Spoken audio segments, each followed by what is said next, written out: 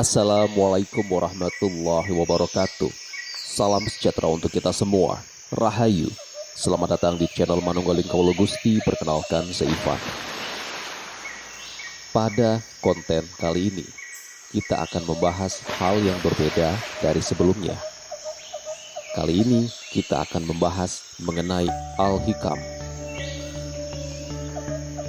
Bahan yang digunakan di sini diambil dari buku berjudul Al-Hikam, Kitab Tasawuf Sepanjang Masa, terbitan Turos Pustaka tahun 2019.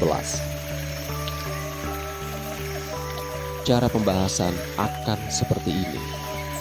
Pertama, saya akan membacakan buku Al-Hikam. Akan saya bacakan per hikmah. Setelah saya bacakan, akan saya lanjutkan dengan penjelasan yang diharapkan lebih sederhana.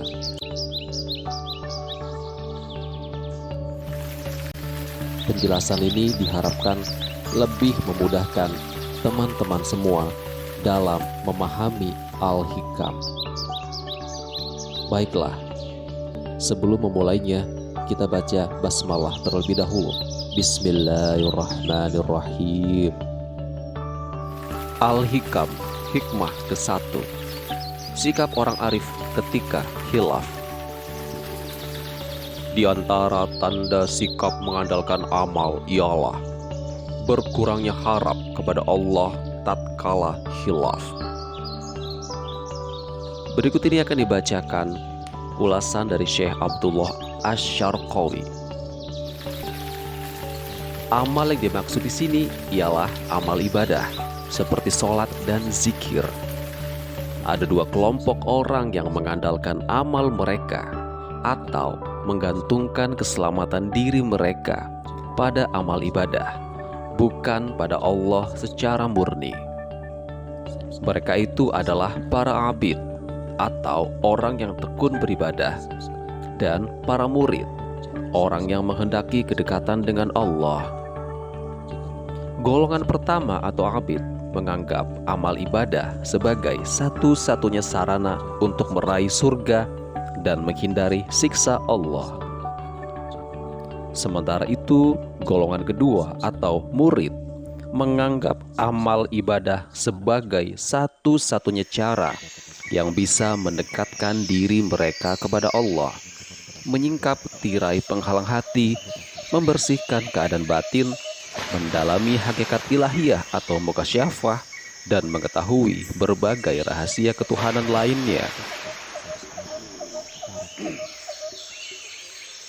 Kedua golongan ini sama-sama tercela karena tindakan dan keinginan mereka itu terlahir dari dorongan nafsu dan sikap percaya diri berlebih.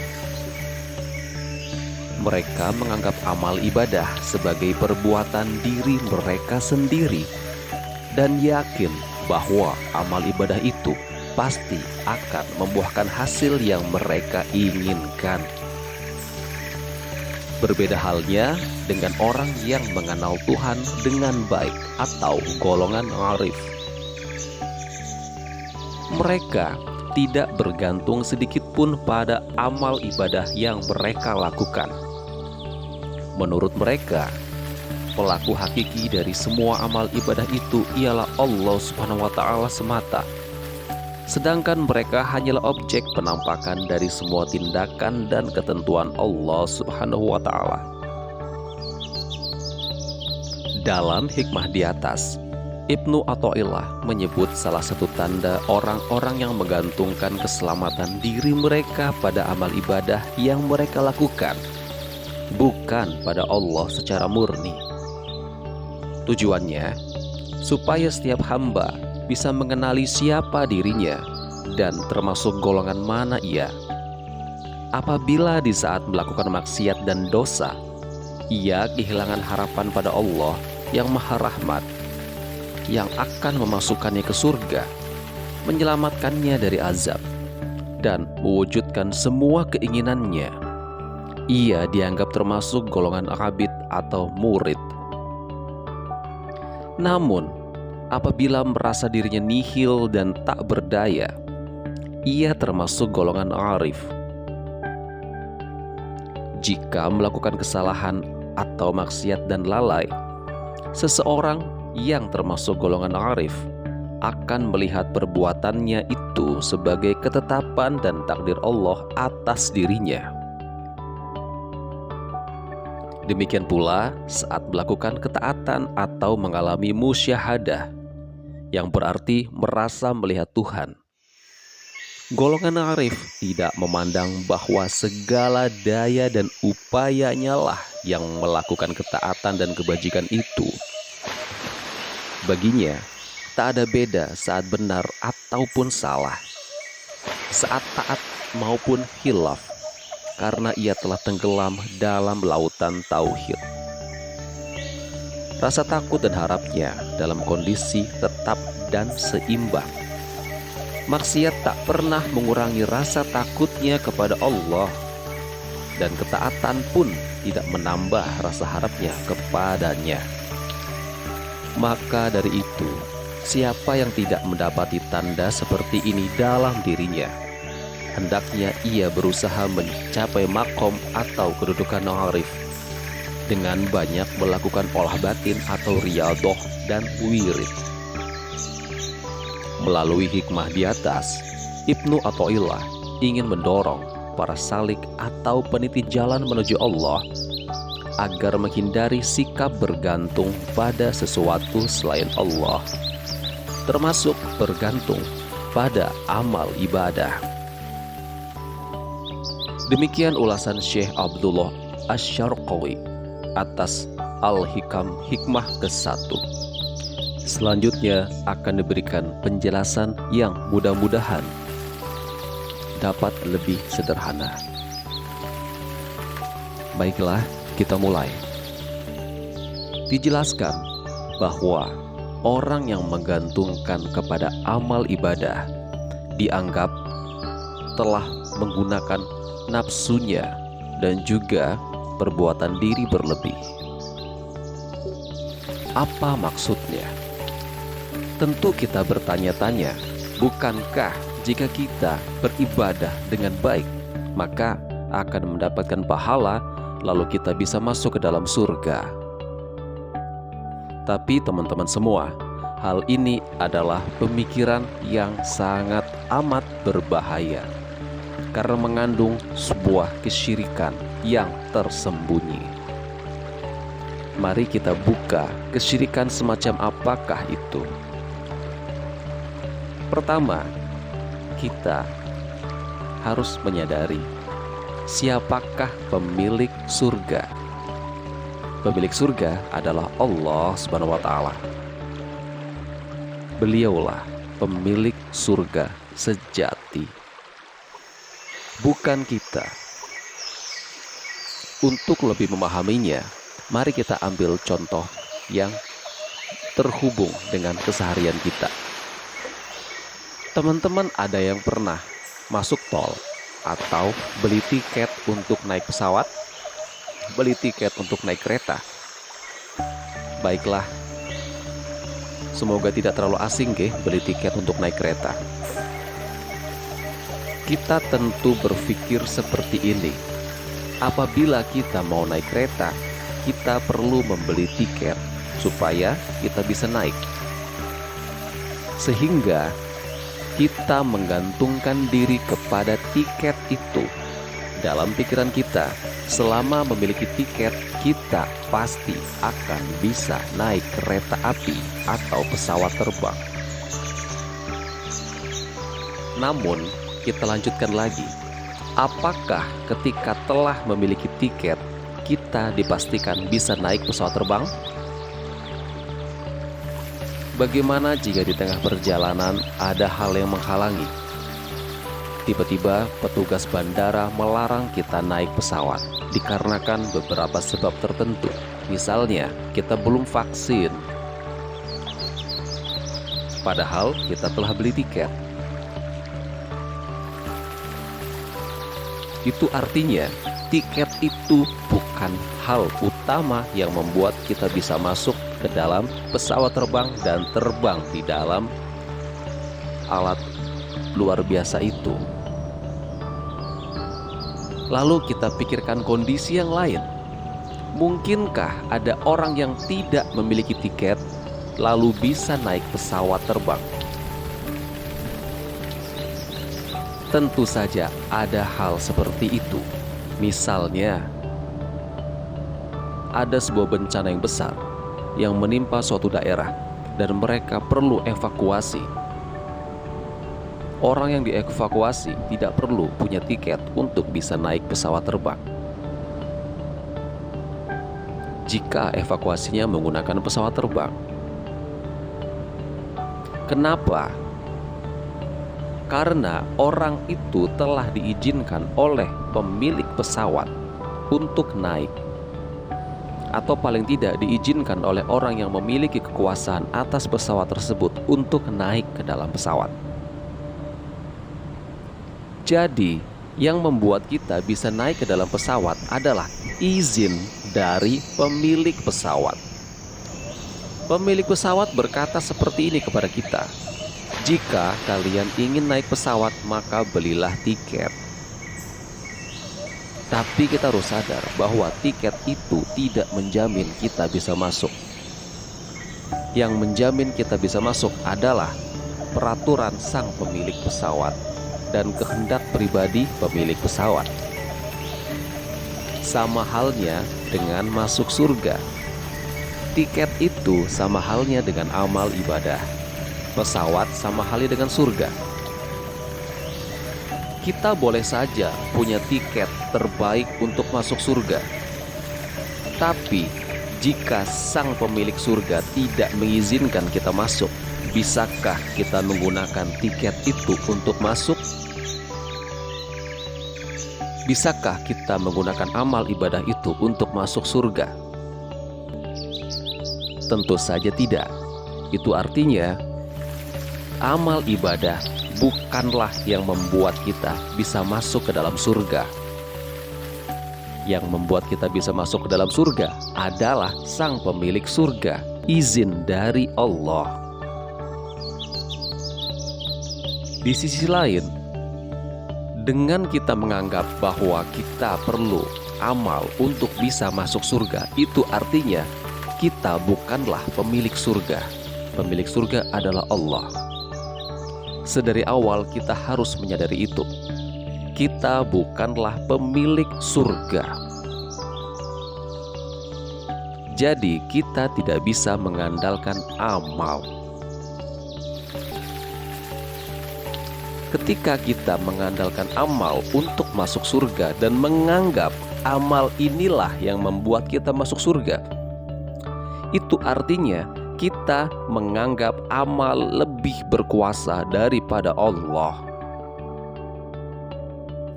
Dengan menganggap amal dapat memasukkan kita ke dalam surga, maka kita menganggap amal lebih kuat dan mampu meniadakan kekuasaan Allah. Mari kita kaji lebih dalam lagi. Jika kita memang bergantung pada amal, maka pertanyakanlah dari mana amal itu berasal. Tentu kita berpikiran bahwa amal itu berasal dari diri kita sendiri. Jika seperti itu, jika itu yang kita akui, kita mengakui diri kita sebagai muslim yang taat beribadah, lalu di dalam hati kita terbetik perasaan seperti ini, aku orang yang pandai beribadah, rajin beribadah, 5 waktu selalu di masjid, selalu berjamaah. Aku memiliki ibadah yang mampu membuatku masuk ke dalam surga. Jika ada pemikiran seperti itu artinya Anda menganggap bahwa usaha Anda lah yang membuat Anda masuk ke dalam surga. Artinya Anda menganggap bahwa diri Anda sendirilah yang membuat Anda bisa masuk ke dalam surga. Arti lain dari ini adalah Anda menganggap Anda lebih berkuasa daripada Allah, sehingga dengan kekuasaan Anda, dengan daya upaya Anda untuk beribadah, Anda meniadakan kepemilikan Allah atas surga. Secara tidak langsung, Anda menganggap diri lebih berkuasa daripada Allah. Anda telah menuhankan diri sendiri. Nauzubillah min zalik. Nauzubillah min zalik. Nauzubillah min zalik. Astaghfirullah. Astaghfirullahalazim. Astaghfirullahalazim. Singkatnya, jika kita mengandalkan amal ibadah untuk bisa masuk ke dalam surga, artinya kita menuhankan diri kita sendiri. Dan bukankah itu suatu syirik yang tersembunyi, suatu syirik yang tidak kita sadari, dan kita bangga dengan kesyirikan itu, dan kita bangga melabeli diri kita sebagai muslim yang taat beribadah. Kita gunakan ibadah itu untuk menunjukkan posisi kita di dalam masyarakat, dan kita tunjukkan itu dalam pikiran kita bahwa ibadah kitalah yang akan membawa kita masuk ke dalam surga. Nauzubillah min zalik. Ini adalah syirik tersembunyi dan sangat berbahaya. Dan juga hanya orang-orang dengan kualitas pemikiran seperti inilah yang merasa berhak menilai dan menyalahkan orang lain, karena dia telah menjelma menjadi Tuhan. Dia telah menjadikan dirinya Tuhan selain Allah. Maka tidak heran jika kita melihat orang seperti ini lalu menyalahkan orang-orang lain, merasa diri paling benar karena memang dia telah menjadi Tuhan, telah melakukan kesyirikan yang tersembunyi dan tidak disadari. Ini tindakan yang sangat berbahaya, sehingga mari kita pikirkan lebih dalam. Pantaskah kita menganggap bahwa amal itu adalah hasil kerja kita, dan menganggap bahwa dengan amal itu kita pasti bisa masuk ke dalam surga? Lupakah kita bahwa surga itu milik Allah? Allah berhak memasukkan siapapun ke dalam surga sesuka-suka Allah. Jika ada orang yang tidak memiliki amal baik, lalu Allah ingin memasukkannya ke dalam surga, apa yang bisa kita lakukan? Tentu saja Allah berhak melakukan apapun sekehendaknya. Dan walaupun ada orang yang memegang tiket amal ibadah terbaik, bahkan dia memiliki amal ibadah yang lebih hebat, lebih canggih, lebih baik daripada seluruh nabi dan rasul digabungkan, dan dia menjadi yang paling maksum di antara semuanya, lebih maksum daripada Rasulullah SAW, dan dia membawa tiket super golden itu, tiket super untuk masuk ke dalam surga. Lalu dia yakin bahwa akan masuk surga dengan tiket super itu. Tetap saja jika Allah tidak memberikan persetujuan, dia tidak akan bisa masuk surga. Surga milik Allah. Allah berhak memasukkan siapapun ke dalam surga tanpa alasan apapun dan tanpa memberikan penjelasan kepada kita. Semua terjadi sekehendak Allah Subhanahu wa taala. Jadi, masihkah kita menuhankan amal kita yang akhirnya akan membuat kita menjadi orang yang syirik, yang akhirnya akan membuat kita menuhankan diri kita sendiri, dan lalu akhirnya membuat kita menjadi Tuhan palsu yang menyalah-nyalahkan orang lain, yang menilai-nilai orang lain, yang merasa berhak mengatakan ini dosa dan ini pahala. Padahal dosa dan pahala sepenuhnya berada di dalam kekuasaan Allah. Manusia hanya berhak untuk mentafsir saja, tidak berhak untuk menentukan. Hanya Allah yang berhak menentukan. Inilah syirik yang tersembunyi. Lalu mari kita lihat lebih dalam lagi. Sebenarnya ketika kita beribadah, apakah kita menggerakkan diri kita sendiri? Apakah seperti itu? Jika memang seperti itu, maka saya tanya kepada teman-teman semua, dapatkah teman-teman menggerakkan jantung untuk berdetak terus-menerus dengan daya upaya sendiri? Bisakah?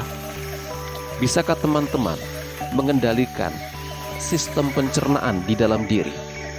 Bisakah teman-teman mengatakan kepada sel darah merah di dalam tubuh untuk berhenti bergerak? Bisakah teman-teman melakukan itu? Kita tidak memiliki kendali atas tubuh kita. Lalu bagaimana mungkin ketika kita beribadah kita mengklaim bahwa itu adalah ibadah kita? Lalu pikirkan lagi, dari mana rezeki yang kita gunakan untuk bisa beribadah? Tentunya kita perlu makan dan minum untuk beribadah. Tanpa makan dan minum kita akan mati.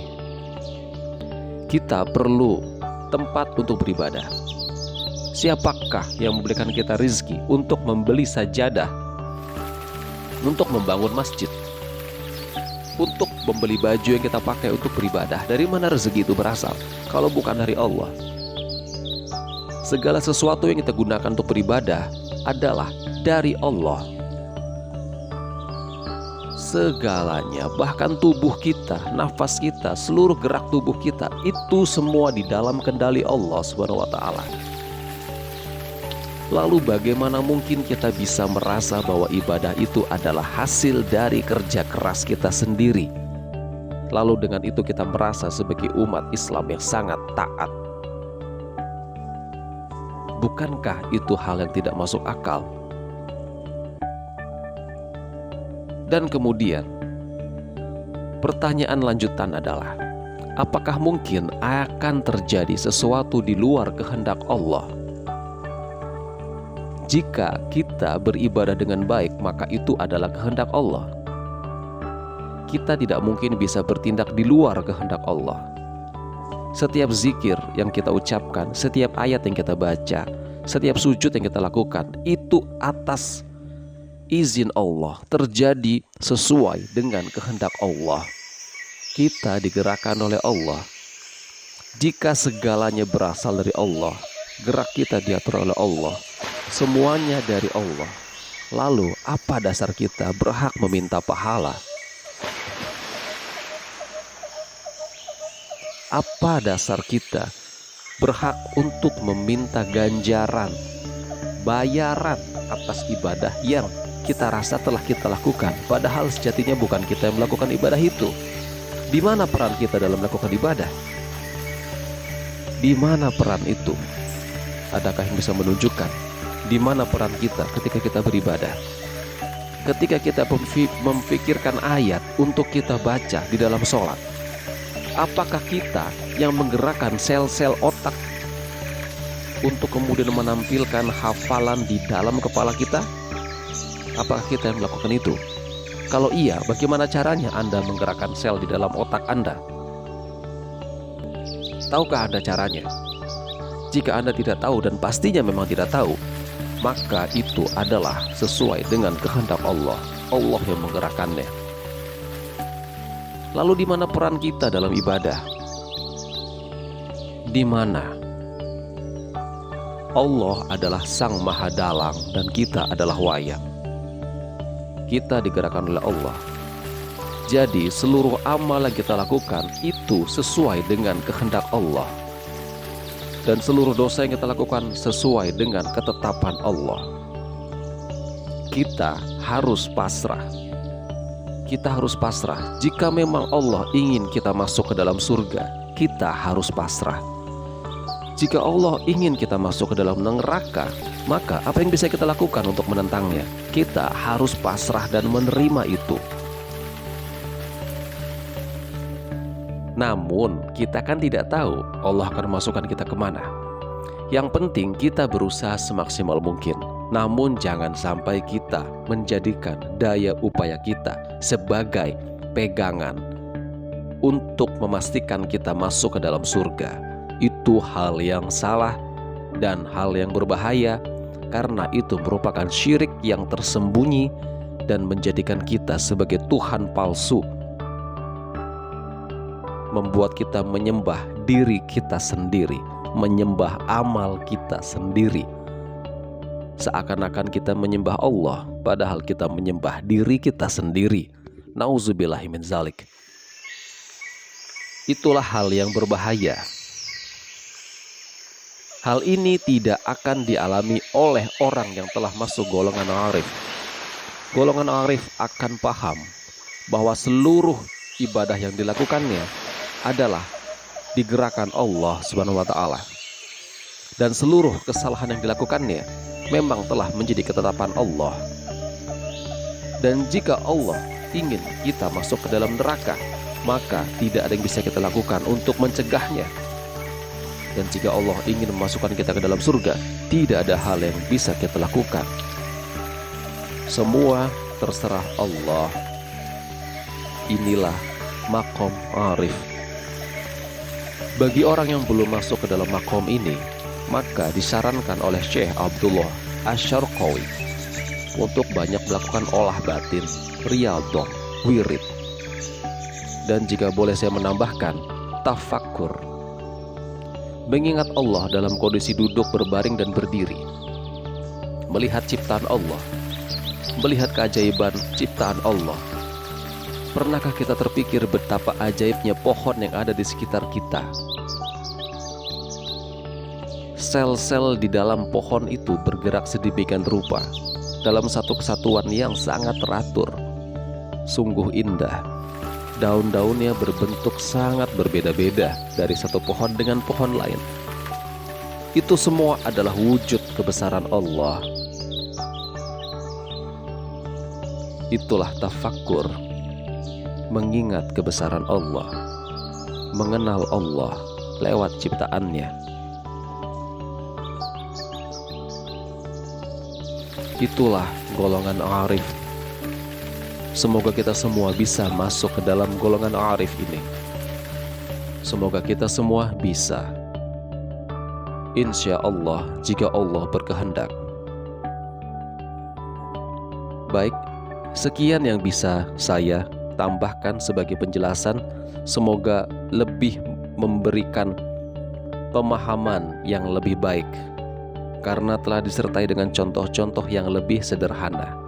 Mudah-mudahan seperti itu. Namun ini semua bukan berasal dari diri saya. Saya tidak memiliki kemampuan untuk berpikir seperti itu. Ini hanyalah ilham yang saya dapatkan. Allah Subhanahu wa taala yang telah menanamkan dalam diri saya untuk mengatakan seperti itu. Namun mari kita ingat ayat Al-Quran yang mengatakan segala kebaikan datang dari Allah dan segala kesalahan datang dari diri manusia itu sendiri. Karena itu, jika ada hal yang salah dalam kata-kata saya selama konten ini berlangsung, maka sepenuhnya itu kesalahan saya dan saya memohon maaf sebesar-besarnya. Karena saya bukanlah siapa-siapa. Saya hanyalah orang yang ingin berbagi. Semoga apa yang saya bagi itu dapat bermanfaat. Dan sebenarnya juga bukan saya yang membaginya. Saya tidak berperan apapun di dalam hal ini. Saya hanyalah sekedar numpang eksis saja. Baiklah, sudah cukup panjang. Semoga ini bermanfaat teman-teman semua. Mudah-mudahan insya Allah. Sekian dan terima kasih telah mendengarkan sampai akhir. Wassalamualaikum warahmatullahi wabarakatuh. Salam sejahtera untuk kita semua. Rahayu.